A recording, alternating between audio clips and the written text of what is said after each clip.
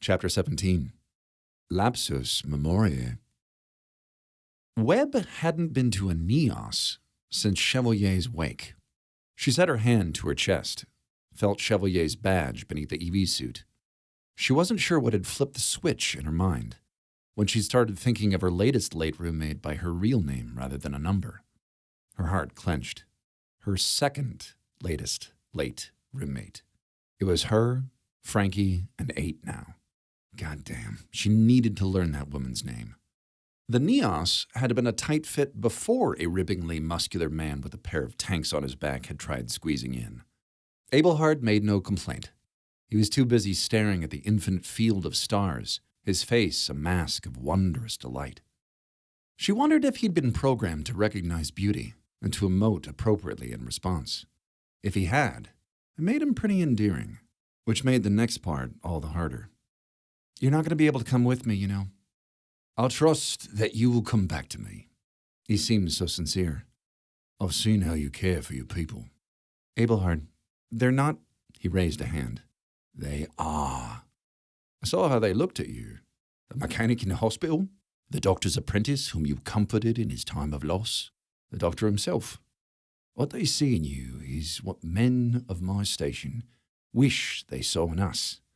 A leader. One whom they trust, one who would never ask anything of them that they could not accomplish, nor anything she would not attempt herself. He looked back to the stars, his brow wrinkling for a moment. I must admit, when you first returned to my manor, I didn't give a tinker's piss about the state of the village. She twisted and pulled at her suit. We don't have time for this. But they did. The drifting shuttle hadn't come into view yet. Their sovereign I may be, but... It was not until I saw your example that I understood what is truly required of leadership. You're going to make me vomit. Have you ever puked in an EV suit? It's awful, like wearing a latrine. I only speak the truth. His eyes burned. When you first returned, I could not drive thoughts of taking you to bed from my mind, and that shames me so. I mean, she had to shrug. It was what you were designed for. But now, he continued, after witnessing firsthand the suffering of the common folk and the damage those foul Xenos have done. You mean the wolves? His smile was self-effacing. Only I call them that. It seems the villagers have been fighting them for some time. The villagers, my subjects, my people, I ignored their plight, sulking away in my tower, wrapped in a blanket of self-indulgent melancholy. If I'm to be worthy of the role with which God himself has tasked me, I must embrace its duties, not just its benefits. He stared at her, unblinking. You've shown me that, my lady. Well, perhaps the finest compliment she'd received, and from a man who didn't even exist. I don't quite know what to say to that. He didn't turn his eyes away. You know I can't be with you, right? His smile was bittersweet. To take you away from all this would be to steal you from where you are needed, in this odd village of wrought steel and glass. He took a deep breath. Marie Chevalier, I release you from your promise. The marriage proposal, the one she'd accepted when she was pretending to be Chevalier. Thank you. A curt nod. Are you all right? I will be, in time. And in case it is unclear, my love for you is no way diminished. Neither is your ability to call on me in time of need. She chuckled. Pretty sure I'm the first person to outright fail a romance program. There is no failure in love, said Abelhard. The wise heed the lessons of Eros, even his most painful teachings. For what it's worth, you're a better man than any I've dated. Something in the stars caught Abelhard's eye. There it is. The shuttle came into view over the curvature of the ship, spinning like a caffeinated toddler. Lord, that complicated things. It must have clipped the ship. It shall only make your triumph more glorious. Abelhard bowed. No mean feat in cramped quarters. Godspeed, Miss Chevalier. And to you, Lord Mountworthy. He touched his brow, the spray wand held in the crook of his arm like a hunting shotgun. Webb took hold of Dennis's spine and opened the airlock. The air escaped in an inaudible whoosh. Abelhard was unaffected. His programmers had given him photorealistic hair and skin texture, but here he was, not asphyxiating in a vacuum. Probably would have broken the mood if the love interest suddenly froze and barfed out his organs. Webb pulled herself out into space. A couple of jets from the nav pack sent her towards the shuttle, which jumped in size from a toy car to a room in a matter of seconds. Another jet stopped her momentum. She adjusted her trajectory to match the shuttle's spin. The shuttle slowed, but now the ship and the planet were racing circles around her. Her stomach did a somersault. The shuttle's rear hatch dangled open. Webb navigated towards it. She realized distantly that if she hit its edge, even at this slow speed, it could cut her in half. Zero-gravity fun. She'd never cared for it. She held down the accelerator, making fine adjustments until she matched the shuttle's spin and it seemed to stop, and the planet and ship had become a blurry, whirring ring above. With a final boost from her pack, she glided into the shuttle, holding Dennis's head out before her like the lure of an anglerfish. Webb sealed the hatch behind her. She climbed the floor like a ladder towards the controls and pulled herself into the pilot's seat. A few flipped switches started the boot-up sequence. The shuttle powered up. The comforting tug of gravity pulled her into the seat. Through the chair, she felt a heavy thump behind her. Something had been floating loose in the shuttle, likely pinned to a bulkhead by centripetal force. She twisted around to see a Xeno, a burnt one, sprawled on the grating behind her. For a moment of blind panic, Webb couldn't move.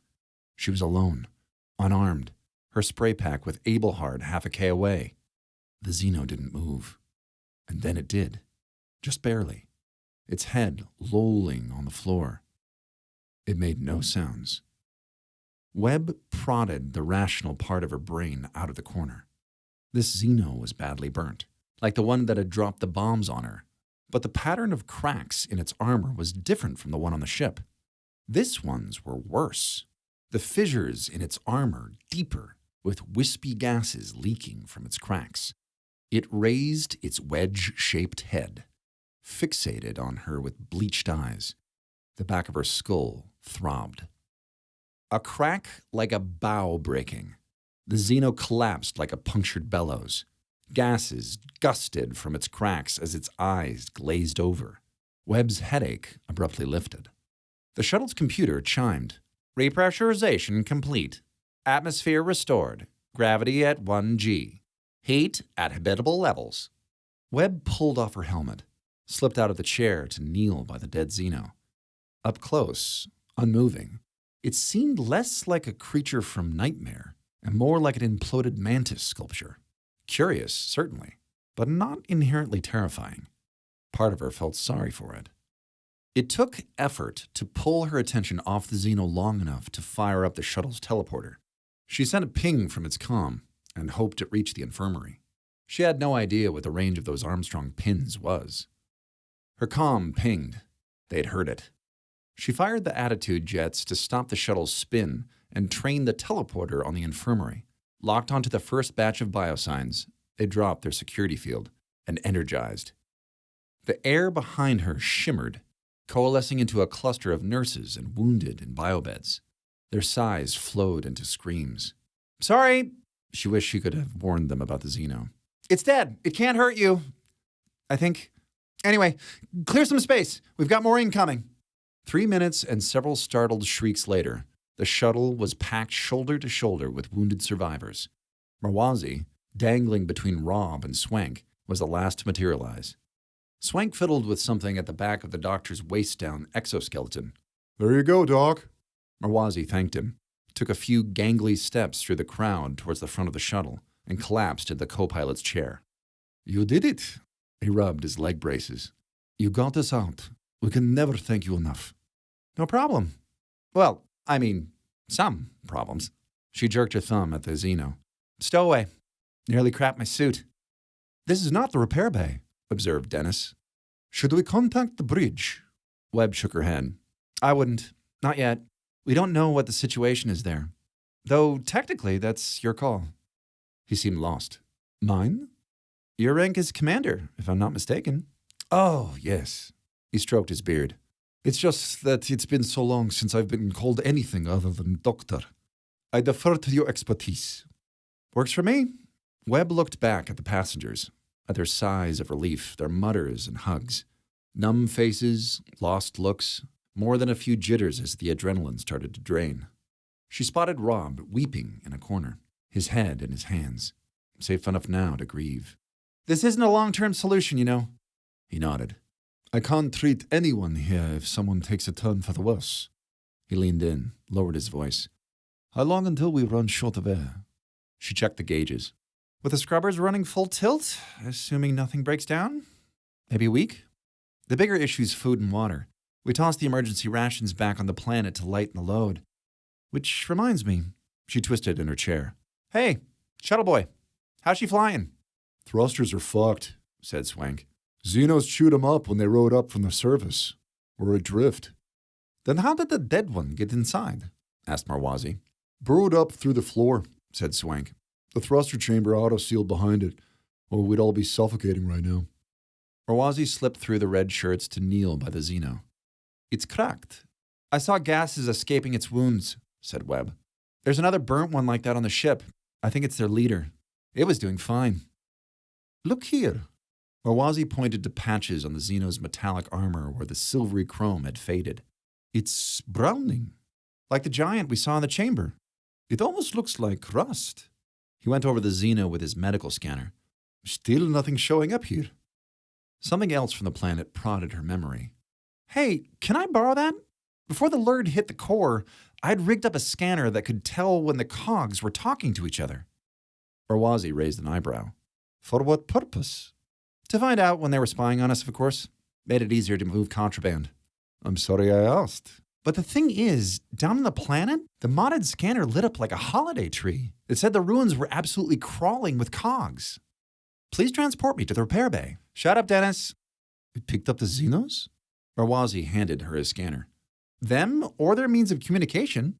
It only picked up cogs when they were talking to each other. Webb rewired the scanner's connectors. Not sure what it was picking up. Unless the Xenos are sending biological radio signals. That still wouldn't explain why our scanners are useless. Because they scan for carbon.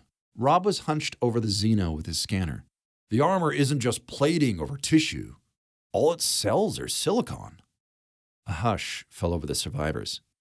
A chill ran down Webb's spine. I thought complex silicon-based life was impossible. Isn't that impossible? In the entire galaxy, we've never discovered anything more complex than a silicon-based virus or slime mold, said Marwazi. Nothing remotely this advanced. I'm looking at its cellular structure, said Rob, and I'm seeing silicon bonded to silicon. Here, see for yourself. Marwazi peered at the scanner, let out a low whistle. But the biological limitations. Webb's mind reeled. The sheer physical engineering of it. Silicon-silicon bonds weaken when immersed in liquid. Unlike carbon, said Marwazi, a massive hurdle towards a complexity in silicon-based life. But there certainly was an heir to the planet. But silicon oxidizes to a solid. The engineer in her brain wouldn't shut up. You couldn't have blood, you couldn't have lymph, or digestive acids, cerebral spinal fluid. Bodies aren't machines, said the doctor. But how would you expel waste?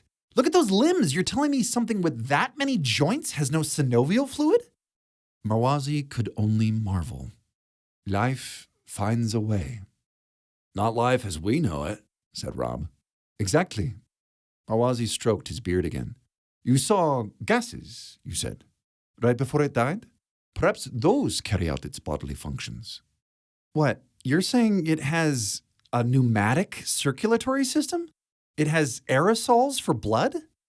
Oh, that's very insightful. Thank you. He turned back to Rob's scanner. The creature still isn't showing up. No, it's masked with the metals in the shuttle, said Rob. He looked up at Webb. He was pale as parchment. What about Webb's solution? Rob, are you okay? No, God no, said Rob. But it helps to think of something else. If you can pick up when they're talking, that's a start. Just about done here. She finished her modifications, restarted the scanner, and set it to scan the dead Xeno. Nothing registered on its monitor. Still not picking it up. They probably talk less when they're dead, said Swank. Point.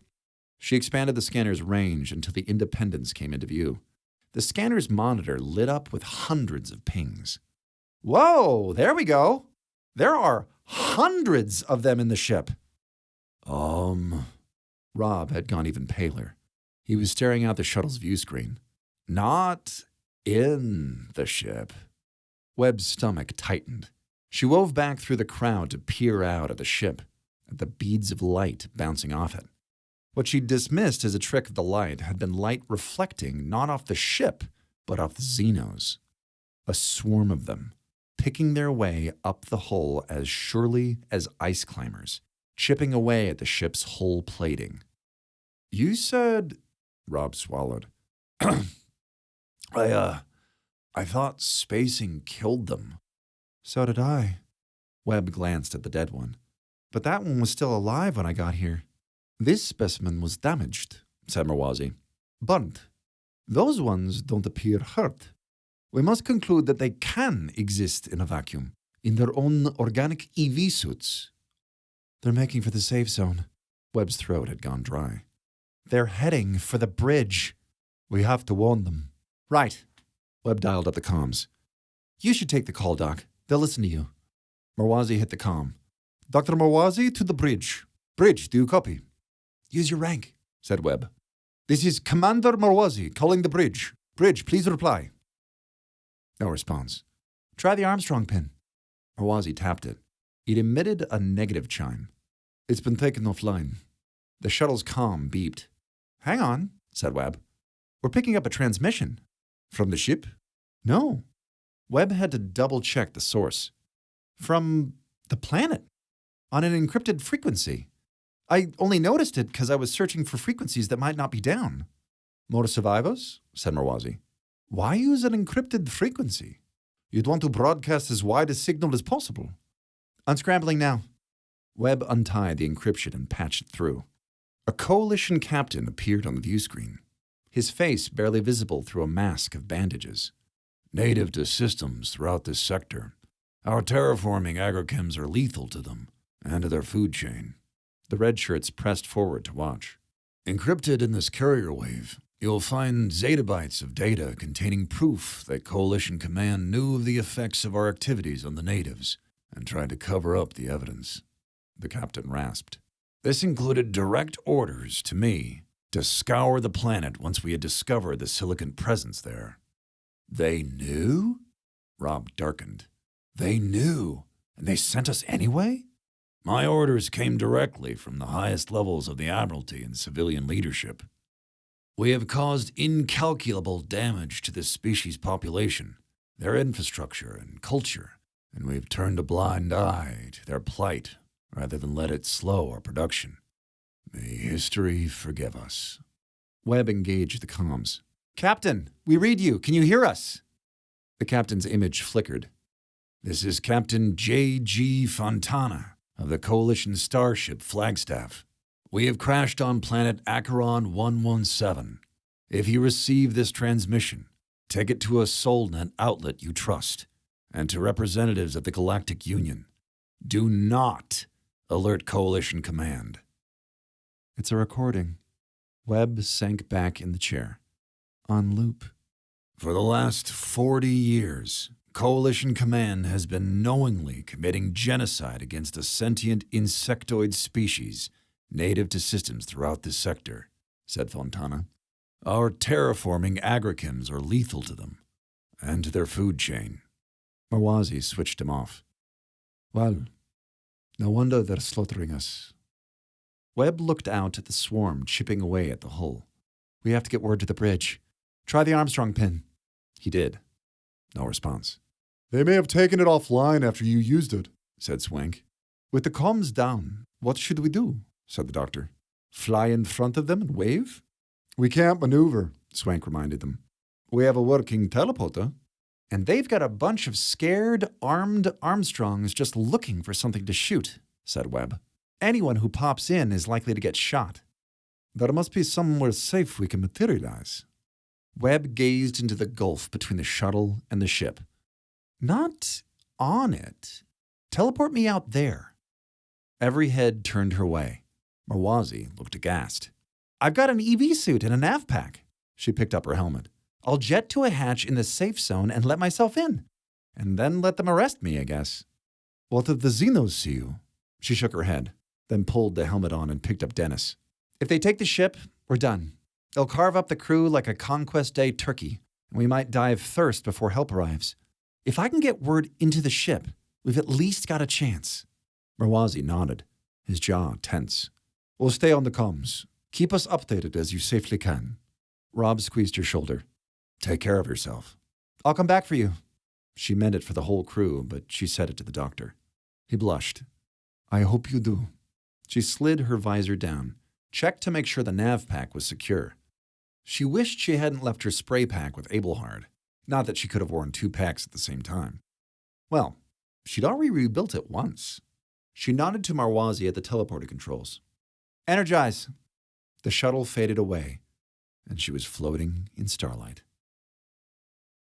Frankie paced in the brig, her eyes ground shut. There was no returning to the becalmed state of meditation, not after that torrent of nightmare imagery. She'd tried, but her focus kept flowing away from that spot on her mental shore, as if the river of her thoughts had been rerouted to a location outside the ship. Why, she couldn't say. There was nothing she could sense there, nothing tangible, just empty space. But there was an energy there, a presence, some piece of potential waiting to be realized, waiting to be. So she focused on it, on that maddeningly familiar buzz that was both present and not, concentrated yet dispersed, invisible, intangible, but undeniably there. A gust of cool air washed over her. She realized after a moment that she could no longer hear the hum of her cell's force field. So they'd come for her, because they needed her. Or to chuck her out an airlock? She centered herself and opened her eyes. Neither Armstrong nor soldier stood at the security console, but Yolanda ate. Unarmed and grimy, her eyes darting to the door and back. Frankie blinked. 8? Her quaddie shushed her. We have to go. Did we retake the ship? No, we're hiding in the crawl spaces. That would explain the filth. The crawl spaces were cramped and claustrophobic burrows even smaller than the maintenance tubes. Dark, tiny tunnels full of dangling wires and knotted cables. The backside of the embroidered tapestry that made up the ship's machinery. Why? The Armstrongs never pulled duty there, said 8. They don't know where to look for us. There's an us? Just a handful. Enough to make them think the missing folks were casualties, not enough to be suspicious. But the rest of the red shirts are with us. You're disobeying orders. Damn right. The security console beeped. And there's the static. She hiccuped. Let's go. 8 poked her head into the corridor, waved for Frankie to follow. She followed 8 down the hall to where a panel of deck plating had been pried out of place. We're going to get out who we can. 8 wriggled into a shaft under the plating. Teep them into the safe zone. Frankie froze. Teep. Teleport. It hit her like dawn over the horizon. It was a teleporter signal. 8 looked up. What? That's what I saw. The energy outside the ship. The unrealized potential. 8 looked baffled.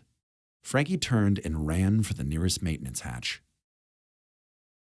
The sheer enormity of a starship unsettled Webb as she neared it, like seeing the towers of a city from a distance and then abruptly landing in a random street downtown. Up close, the ship wasn't smooth, not the way it appeared at a distance. Emitters and hatches, antenna arrays, neos spouted everywhere, seemingly at random among the pits and gashes left by micrometeors. The aliens, silicons, Fontana had called them, were hacking away at the hull at one of its thickest stretches, a heat shield rated to brush the corona of a star while protecting the systems within from radiation and heat. The Xenos were still managing to bore through it, not as swiftly as through the interior walls, but still. That something organic could burrow through the ship's hull. Was organic even the right term? The Xenos didn't seem to notice as she passed overhead. They had clustered around the ship's neck, beyond where the Nexus shield formed its choke point. The hull's plating was no thinner there, but it offered a more continuous flat surface than the sloping curves of the bridge. Webb jetted over and around the Xenos towards her destination, the ruined torpedo bay.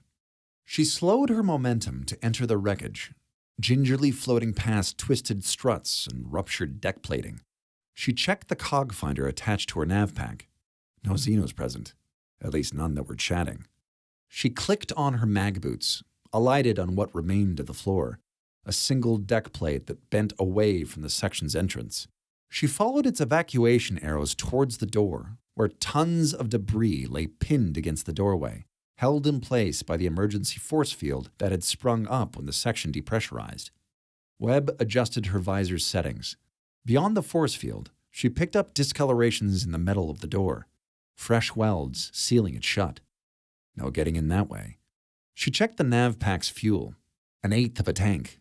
Not enough to get back to the shuttle. She must have burned too much matching the shuttle's spin. That left one option. She clicked off the boots and jetted out of the wreckage towards the nearest Neos. She unlocked its exterior airlock, slipped in, and locked it behind her. Gravity settled her in its seat as the Neos repressurized. Webb shrugged off the nav pack and peeled off her EV suit. They'd only slow her down. She peered out of the window set into the Neos door. Beyond lay a corridor of officers' quarters. Nowhere else on the ship were the doors so far apart. She heard the echo of boots, ducked out of sight, and held up the EV helmet to catch a reflection of the corridor in its visor.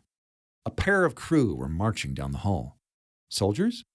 Hard to tell via reflection, but they were certainly armed. As they came closer, she saw their skull masks.